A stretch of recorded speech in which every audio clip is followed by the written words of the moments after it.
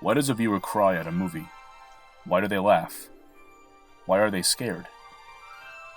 While watching a film, few viewers would say they knew exactly what makes the emotion of a scene come to life. Many would argue it's actors and writing. Others would say it's camera work and lighting. Others say it's simply the screenplay. While these filmmaking tools are essential to the finished product, few are as important as the background music. The background music, or underscore to a film, is arguably the most important part of a scene. The music is a road sign, pointing the audience down a path. Without it, an audience has little to no way of knowing what exactly the character is thinking.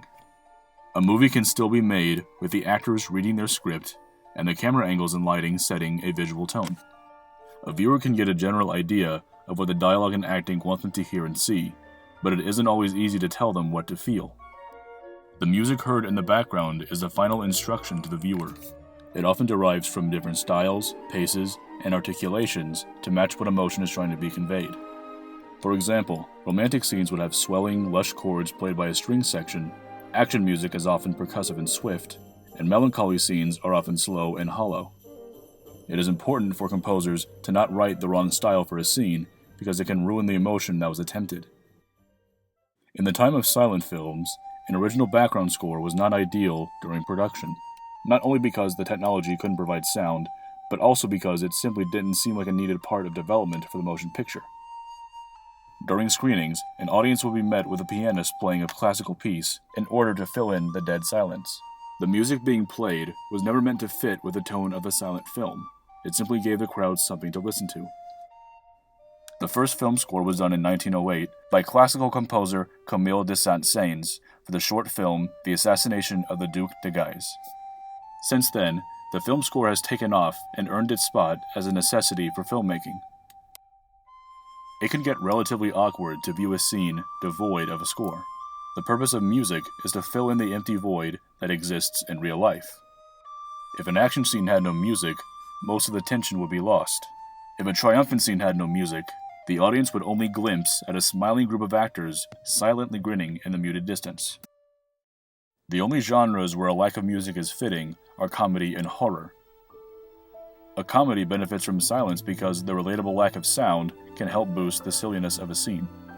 Most typical horror movies have no score, in an attempt to invoke the dark, unsettling atmosphere the film already provides visually. Composers of these soundtracks did not have to create a new genre. They simply adapted musical styles from older forms of drama, such as classical operas or Renaissance plays. But now, soundtracks have evolved far beyond their origins. In a typical film score, characters, emotions, and settings all have their own themes or motifs. When a certain character is present on screen, the composer usually writes a melody designed to reflect that character's persona. The Jaws theme is probably one of the most well-known film scores. It plays in the background whenever it is implied the shark is nearby, signifying its ominous presence to the characters. Composer John Williams used a low, suspenseful, rhythmic pattern that foreshadowed what was about to happen. This motif repeats itself multiple times throughout the film, reminding the audience of the underlying terror of the film's antagonist. The composer has to make sure their music fits the tone of the film. Everything from form, pace, and instrumentation is important to keep consistency with the selected emotion felt throughout the movie's entirety. Harry Potter's theme is mysterious, yet whimsical, and the James Bond theme is spontaneous, yet intimidating. Composers have said that they use film scores to give the film a personality of its own. While the camera crew and visual directors already give it a look of its own, no other position in filmmaking lends itself to giving the film a voice. The composer's job is to show what the film is about through auditory presentation. Without it, a big piece of the final product would be missing. But with it, the audience is invited in. We're encouraged to laugh a little louder, to cry a little harder, and to think a little longer.